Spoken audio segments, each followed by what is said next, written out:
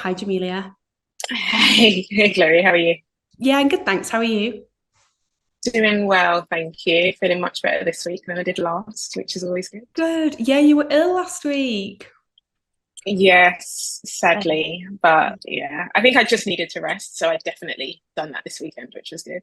Yeah, well, I'm glad you're feeling better, but thank you so much for coming on the podcast. I'm really excited. We were just chatting actually, and I kind of said I came across your profile on Instagram and I loved how you were talking about empowerment and kind of your self growth journey. But then it just so happened that you had a beauty brand. So it was kind of the perfect fit.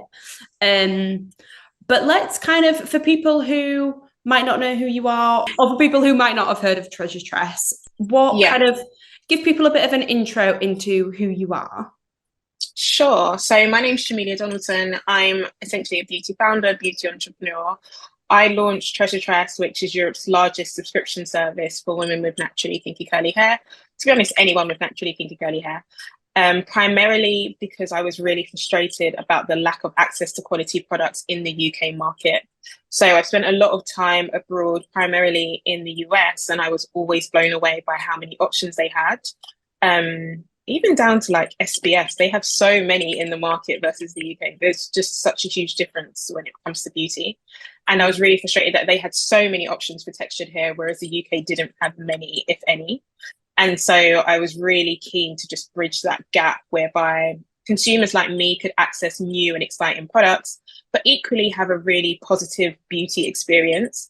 Because for so long, and a common thread amongst women with textured hair has been that when we were younger as kids, getting our hair done was almost torment. Like it wasn't something that we looked forward to. And so I've been really excited to just spin that narrative and create a box that is exciting, and women look forward to it every month. And washing their hair seems like therapy. It seems like self-care. It seems like a spa day, as opposed to like a dreaded wash day. Yeah, because I have a lot of friends who are kind of black and mixed race, and I've seen the pain and I've seen the Yeah. products in the wardrobe that it takes to like get hydrated Yeah. hair and like naturally curly hair as well to keep the curl. So Mm-hmm. we'll dig into that a little bit. Um, as we kind of go and talk. But Yeah, sure. where were you? Let's go back like right to your roots and like through a beauty angle, but also through like a self growth and self development angle, because I know you talk a lot about Yeah. that on your socials. But yeah, let's just go back to your kind of roots, so to speak, and like where you were brought up and you kind of your environment, whether you want to bring family into that. Kind of let's just Mm-hmm. set the scene there a little bit. Sure. So I was born and raised in North London. Um, Middle child. So I've got a younger brother, I've got an older Me brother. too. Yeah, It's a thing, right? it is. It's a whole experience. So yeah, it was me, middle child, older brother, younger brother. Um, Always been obsessed with beauty. Like I used to spend so much time in the bathroom just like reading the labels and the directions on how to use beauty products. Loved watching my mum do her hair and makeup.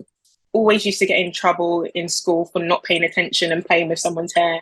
But equally started earning money in primary school from doing people's hair quite early on. And then my mum's a teacher. I grew up in a single parent household, and my mum got the opportunity to teach abroad.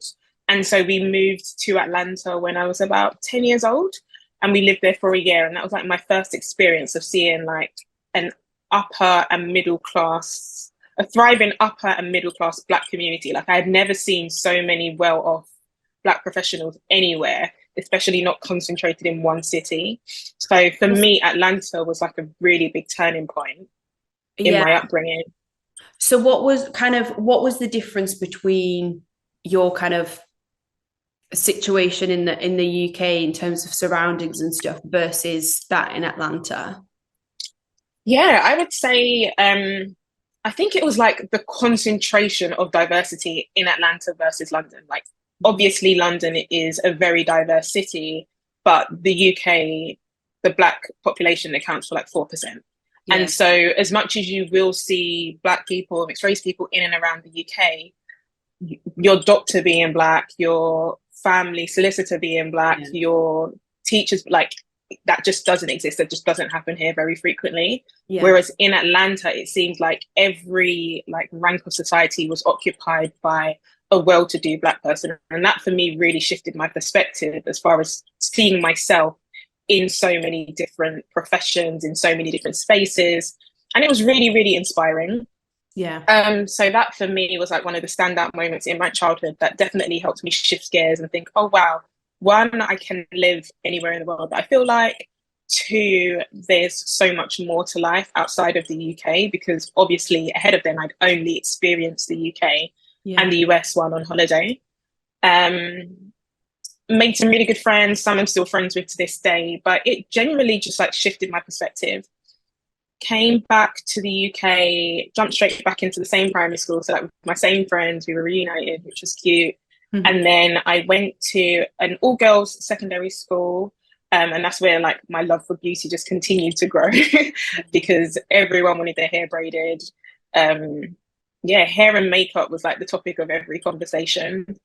And then I went to a sixth form as opposed to a college, and I studied the international baccalaureate versus A levels, primarily because of that international perspective. So I wanted to maintain the option to pursue a career anywhere in the world versus just the UK. Then I went on to uni. I really wanted to study law. Sadly, I missed the grades that I needed for law. With the IB, you get points as opposed to like A, B, C, D. And I was short 2 points of the law degree. And so I decided I had no choice but to choose another course or choose another university. But I had my heart set on Aston University in Birmingham. So I was like, look, I'm going to go to the same university. I'm just going to do a different course. And so coincidentally, but not so coincidentally, I chose business and international relations, and not for the business aspect at all, but primarily because it had the international relations part, which required me or enabled me to get some work experience abroad. And really long story short, my first internship, I went to Beijing for a month. And there I undertook a marketing internship, which was a great experience. Ironically, I ran out of hair products while I was in Beijing. And so went on a bit of a manhunt looking for products. Obviously, there that must have been tough in Beijing. There. Yeah, literally the worst place in the world to with curly hair. So I resorted to going to a Russian supermarket and buying a shoe brush and using that as a bristle brush for my hair. I bought some like really cheap gel, which didn't work at all. And I bought some herbal essences conditioner, which didn't really do me any favors. And I just didn't take any pictures for the rest of that trip. I don't think I can even find any pictures from that trip now, actually. And then shortly after Beijing, I went to New York, which was like the complete other end of the spectrum, like beauty heaven, options galore. Done an entertainment PR and marketing PR internship while I was in New York, which was really fun. Learned so much. Primarily about like pitching to brands, sponsorships, event coordination, which all became really handy once I had launched Treasure Tress. Yeah. And then came back to the UK after interning for free for a year. And I was like, I just need to earn some money. So like, what career pays really well? Finance pays really well. So I undertook an internship at an asset management firm. They offered me their graduate scheme. So I joined after I graduated as a graduate, launched Treasure Tress while I was there as an Instagram page, and then was doing both. So moonlighting, working really, really to all hours of the morning, and then working all throughout the day at my corporate job. And then it got to the point where I reached burnout. Like I couldn't do both. And I was like, look, I think I was like 23. I was like, I'm 23. I've got lots of time. I've got lots of options. Let me just see what happens if I just pursue this business. And so took a leap of faith and have continued to grow the business from there. And it's not the fairy tale that I just made it sound like, but yeah, that was the decision that led to the series of events that grew the business to where it is now. Yeah, that's so interesting because there's so much in there. Like when you reflect back, there's so much in there, kind of like the braiding hair at school or the learning things at uni or on your internship or whatever. Having that experience in Atlanta probably drove to this like subconsciously, which is really interesting. Talk to me about like braiding hair at school and like because that's interesting to me, because one, it's obviously what you've ended up, the industry that you've ended up building a career and a business in, but equally Yeah. that's a real entrepreneurial mindset to make money by braiding people's hair and using your skill at such a young age. Yeah. And to be honest, I don't ever realize that until I have conversations like this. Yeah. Because to me, it was just like, I loved hair. I loved playing with hair, loved trying out new styles, loved doing my own hair, and then was getting asked by other people to do their hair. And I was like, sure. I don't even remember the point at which I started getting paid to do it, but I just remember it being break time. It was probably a case of like two people wanting me to do their hair, one person offering to pay, one person not. And so me going with the person that offered to pay. Yeah. But yeah, started earning money at lunchtime. And then my mum's friends started to notice and they started asking me to do their daughter's hair. And so they started paying me like £15 a head versus like the £5 that I was getting at school. And I was like, oh wow, this is like a lot of money at the time. Yeah. So I think it was almost like, yeah, the demand was just there. So I just tapped into it and was like, okay, people want me to braid their hair. I'll braid their hair. I'll do it in my lunch times and I'll do it after school. And yeah, I enjoy it. So I'll see where I go with it. Yeah. And I guess like again, subconsciously you were learning about like other women's or other girls' experiences of hair and learning about like their obsessions with beauty or their frustrations with beauty. And again, like it's just taking in loads of data. It's interesting, really, isn't it? What It sort of stuff like is. did you learn through that experience? I think I definitely learned and was most surprised by the fact that like not everyone loves beauty as much as I do. Yeah. So some women were like, oh, like dreaded getting their hair done. And or were like really grateful to have their hair done so that they wouldn't have to do it. Whereas for me, that was never my experience. Like I loved playing with my hair. I still do love playing with my hair. So one, it was like, okay, to some women, their hair is a burden as opposed to like this fun thing that they get to play around with. But what I realized is they only perceived it to be a burden because they didn't know how to do it. They weren't educated, they weren't patient. And there's obviously this really, really loud beauty standard that you can't ignore as a young woman that tells you what beauty looks like. And the further away from that standard they are, the harder it is to innately just love yourself. I feel like one of the things that I learned when I decided to stop like wearing my hair straight all of the time was just completely like rewiring my brain to understand that just because my hair's not straight doesn't mean that I'm not beautiful. And it took me a really, really long time to understand that. And I think that that is a really big part of Treasure Tress as a brand in particular, because it's pretty much women who have either undergone that journey, are undergoing that journey, or are actively and proactively making sure that the younger women in their life don't have to go through that period. That I think it resonates with so many people. And I also don't think that it's exclusive to only Black women or exclusive to only women with curly hair. I think that there are so many beauty standards. And I think that everyone in their own way has to go through a journey of unlearning, relearning, and ultimately just accepting what their form of beauty is. And then making the choice just to celebrate whatever that looks like for you. Yeah, just to unpick, because I think that's a really interesting point, and it's actually a big part of why I started the podcast. And from kind of my own experiences, like from when I was younger and stuff, and feeling like I didn't fit in or whatever, but then also from building a career in the beauty industry and realizing kind of it from the other side. And a lot of the times, there's three people in a room making these decisions that go out to then like hundreds and thousands and millions of people. And that to me blows my mind, because how diverse can you be between a room full of people making decisions that then goes in thousands of stores worldwide? Like I just find it so interesting. Me too. It honestly blows my mind. But what is your version of like beauty standards that were set for you when you were younger? And I'm asking this because obviously everyone grows up in different environments, surroundings, parents, houses, families, like different levels and variants of beauty.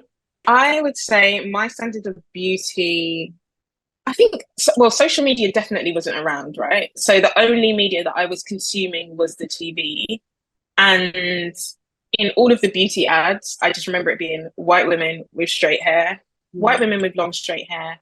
And then down to toys, I think my mum's a teacher, so she was always really intentional about making sure that I had like really diverse books and making sure that I had dolls that looked like me, but they were really few and far between. So compared to the distribution of Barbies, obviously I had a lot of Barbies in comparison. Yeah. And Barbies were white, slim, with straight hair. Yeah. There was a time, I remember one Barbie in particular, she got me a Cinderella Barbie, which was a black Barbie with like a really big dress. Absolutely beautiful, equally though her hair was straight.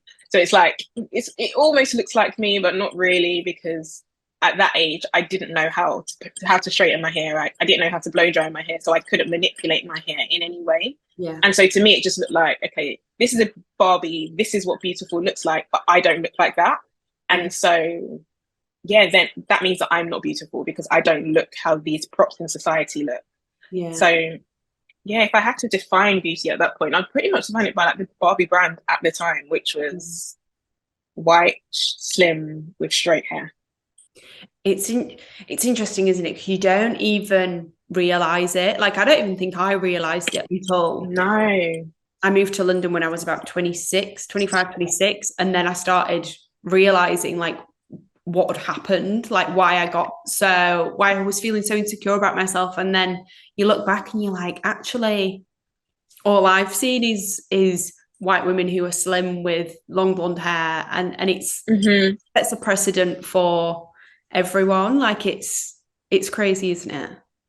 It is. And then I guess then we entered like the MTV era, the MTV base era, where okay, I'm starting to see women that look a little bit more like me, but equally they're hypersexualized, and that's not really appropriate for me as a 10-year-old girl. Yeah. So it's like you're in this weird space whereby like, do you compare yourself to the girls on TV or do you compare yourself to Barbie? Don't really, like, neither of them really hit the nail on the head.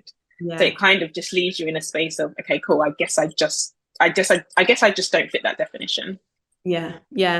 It's a struggle. How you said like you really put some work into changing the narrative of kind of what beauty means and beauty standards in your own mind. Like what does that mean and how did you start to do that? Because I guess a lot of people, I think in honesty, I think in cities, or my experience anyway, because you're from London, so you might have a different experience to this, but I'm from the countryside in Yorkshire, and for me, I go home and it's literally like going back 10 years because it's still the same conversations happening. I'm like, guys, we can all be confident and we can all change our own narrative. And they think journaling's like woo-woo and all of that kind of stuff. But how did you try and change your own narrative? I think as negative or as much as a bad rep social media gets, for me, it was a huge tool in just manipulating my view of the world. So I was intentionally curating a feed that forced me to digest women who looked like me in some shape or form. So I could finally find images of Black women, mixed race women, multicultural women, multiracial women who various different skin shades, various different skin types, various different curl patterns, various different textures. And I was just able to just consume that day to day. So instead of looking for hair inspiration on TV or in a magazine, I was relying on social media. Okay, what's Pinterest saying? What's Instagram saying? Which account should I follow? Whose hair looks like it behaves like mine? Who's using products that I would use? And so for me, I was able to completely change my lens on beauty by relying on social media. Yeah, I've had a few people on the podcast who have said the same thing about like really curating their feeds. And again, I think like I've said it 100 times on here, but when I first started doing the podcast, I actually had a really bad negative relationship with social media. Now I love it and I use it as a tool for information. And like, I love seeing what my friends do, but I don't follow it. Funny because I work in influence marketing, but I don't follow loads of influencers who edit photos, and because that's just not me and it doesn't help how I feel about myself. So I totally like making your social media a happy place. And I also agree that it can have so many positives, more so than negative. I don't know, but I think if you do curate your feed, then you can make it a space that is comfortable and safe for you. Exactly. And I think you hit the nail on the head when you said that you use it as a tool, because it is about using social media. Otherwise, social media will absolutely use Yeah. you and it will leave you in a really bad place. So as long as you're active and proactive in the fact that, okay, I'm using social media to serve this purpose for me. Mm-hmm. And at the time, I was using social media to help change my lens on what beauty looks like. And I was able to successfully do that. Of course, you can't escape the big ads. You can't escape the paid ads. You can't escape other things that are being forced down your throat through various different mediums. But what you can do is curate your feed as much as possible, check in on it as much as possible. But also, I really like to challenge myself. Like, if I'm drawn to a photo, as random as it might sound, like on my explore page, I will consider like, why did I like this photo so much? Like, what is it about this photo that has drawn me to it? And then if I find myself going down a bit of a rabbit hole whereby like everyone kind of looks exactly the same, then I'll pretty much step away a little bit and reconfigure what my feed looks like. And also just take breaks from it as well. Like, I don't think it's ever healthy to be online 24/7. So taking time offline, especially with beauty, like that's so important because you need to get used to playing around with your hair, with your makeup, trying different techniques, even with your fashion. You do need to spend that time in real life with yourself. So that will require you to have some distance from socials, which I think is equally as important. Yeah, I completely agree. And like, having time off is so interesting, isn't it? It's almost like a mental holiday. It is. I took some time off last week and I came back online today properly, and I saw that someone had created a profile of mine, like had replicated my profile. Oh my God, I saw that, yeah. But social media is a strange place when it wants to be, but most of the time it can be a good place. Yeah. What is your always on relationship with it? Because I do think people who create content or have a following or are trying to build a following or whatever, there's a fear of like being always on and sharing too much and not sharing too much or what to share, and then how to kind of keep it going, because you said you were on a break then. And I guess a lot of people who, looking from the outside in, who have followings or who have businesses or who feel like they need to be on all the time, it might be quite surprising that you have social breaks. Yeah, I wouldn't say that there's something that I'm like, I stick to and like it's heavy in my calendar. It genuinely just was a case of like, oh wow, I've not posted in like a week. Okay, I've not really like been on my feed in a week. But for me, it was just a matter of prioritization. Like, I knew that we were moving office. I knew that like there were some important client pictures that I wanted to prepare for. I knew that there were important things happening. And so for me, social media wasn't the top of that list. But you're right, in owning a brand, I do like to stay very close to our social media page and just see like, okay, what are people DMing? What are the comments like? So kind of check in and check out. But I was very mindful of, okay, I have a set amount of I have a finite amount of energy for this week. The most important things this week are this, and social media will be there for as long as it is. So once I have finished the most important things for me, then I can jump back on social media and post. But as I said, it's not anything dramatic. It's not in my calendar. I don't announce an exit or anything. I'm just like, okay, this is a busy week. This isn't my top priority. But I do want to check in on it at some point, and so I will. Yeah. And I think it's important to remember, like, it's always going to be there, isn't it? It's always like, it's not going, nothing changes when you have a week off. Nothing. And you always see those memes about people saying like, why do people announce that they're taking social media breaks? Just go. And I find them hilarious because it really is true though. Like, and I think that's generally in life, like things just go on with or without you, as sad and as morbid as it is, life always goes on. So it's safe to say that like, if you need to take a moment, take a moment. No one will probably notice. And it will do you more good than it would harm, I think. Yeah, I completely agree. Let's talk about your like personal social media, because I really enjoy it, and I think you share little bits about your life and you share things about you, but you also share like a lot of empowerment stories and quotes and captions and stuff. So can we talk about like the building of that and the why of that, because that to me is really interesting. Sure. Thank you for that, by the way.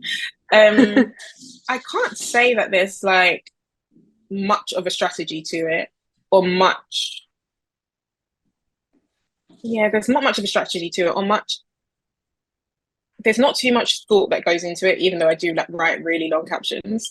But primarily, I like to use it as almost like a personal log, and I spend quite some time on my page just like scrolling down, because I remember posting the first day that I took Treasure Tress full time, and I've almost continued to just document like my journey from there. So for me, it's really helpful to use it as like a scrapbook where I can just look to like scroll down, read my captions, and think, oh yeah, I remember that version of me. I remember what she was going through at that stage. Wow, I've come a long way. Or it could even be the case of, oh my gosh, wow, I feel like I'm back at that stage, but now I know more than I did then. So I'm able to hold empathy for myself in that. But I like to use it as, it's like a personal scrapbook. Also a way to I try to give a relatively realistic view of like the work that I do, because I don't think girl boss culture is as much of a thing as it was a few years ago, but there was a time when it was heavy. It was a lot. And there was just this, I think there was just like this unspoken pressure that like everyone had to be an entrepreneur and everyone had to be a girl boss. And it just seemed like it was something that happened overnight and it was super easy. But I know for me, Treasure Tress is my first, it's like my first proper business. I'm a first time founder. I'm figuring out a lot of things as I go. And I know that I've been able to build community, build relationships, build friendship with people online based on the fact that I have shared honest accounts of things happening. And they've felt welcome enough to like jump in my DMs and be like, hey, Jamelia, I know you posted about this. Can you tell me a little bit more about this? Or like, hey, have you experienced this? This is what I'm going through. So I've enjoyed the ability to build community just by sharing like my personal, genuine, authentic experience of the journey that I'm on.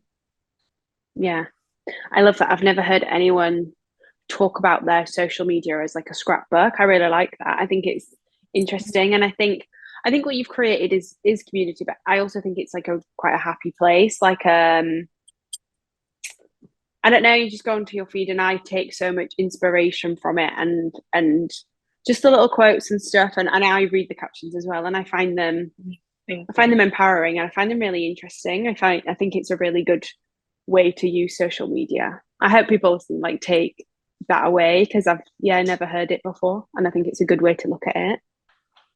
Thank you. I think I think that's like one of the beauties of it. Like I love images anyway, because they quite literally capture a moment in time. The fact that you're able to pair that with words and it can live on for as long as you would like it to. I think there's something quite powerful in that. And I'm someone that's very much intentional about my growth, but I also like to track it as much as I can. And so to be able to refer back to like moments in time that have passed and compare where I am now versus where I am then, or like even my mindset, like maybe my body, maybe like the health of my hair, like I'm able to compare those things because I've got a track record of it. And some of it might live in the archives, some of it might be active on my feed, but I do really just enjoy having that like point of reference that I can refer to at any moment in time. You mentioned before about like being a girl boss and being an entrepreneur, and I'm presuming because you said that you felt the pressure of being that like previously, or have you? No, I can't lie, I haven't. Okay, that's interesting.